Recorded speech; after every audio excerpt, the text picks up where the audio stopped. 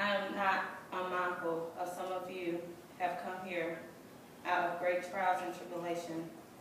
Some of you have come fresh from narrow cells. Some of you have come from areas where your guests or freedom left you, battered by the storms of persecutions and staggered by the winds of police brutality. You have been the veterans of the creative suffering. Continue to work with the faith that unearned suffering is redemptive. Go back to Mississippi, go back to Alabama, go back to Georgia, go back to Louisiana, go back to the slums and the ghettos of our southern cities, knowing that somewhat this situation can and will be changed. Let us not wallow in the valley of despairs.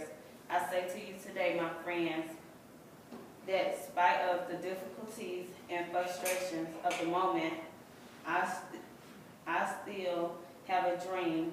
It's a dream that applies, rooted in American dream.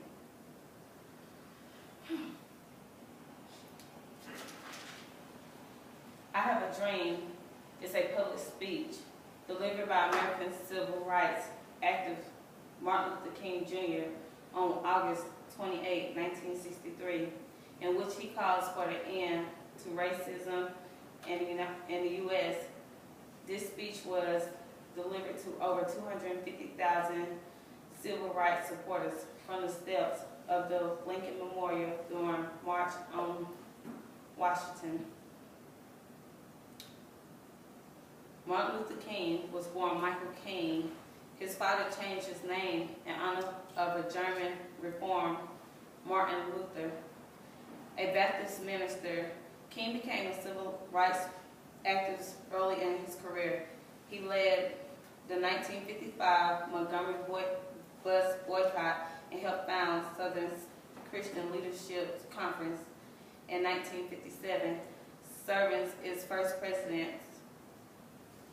King led an unsuccessful struggle against segregation in Albany, Georgia in 1962, and organized a nonviolent protest in Birmingham, Alabama. The attracted national attention following television news coverage of the brutality police response.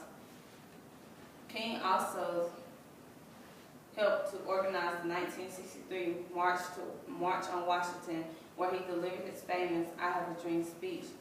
There he established his reputation as one of the greats in American history.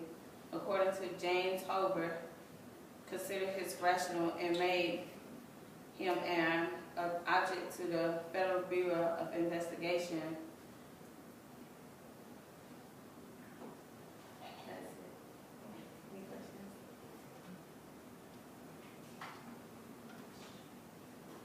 What made you shoot Martin?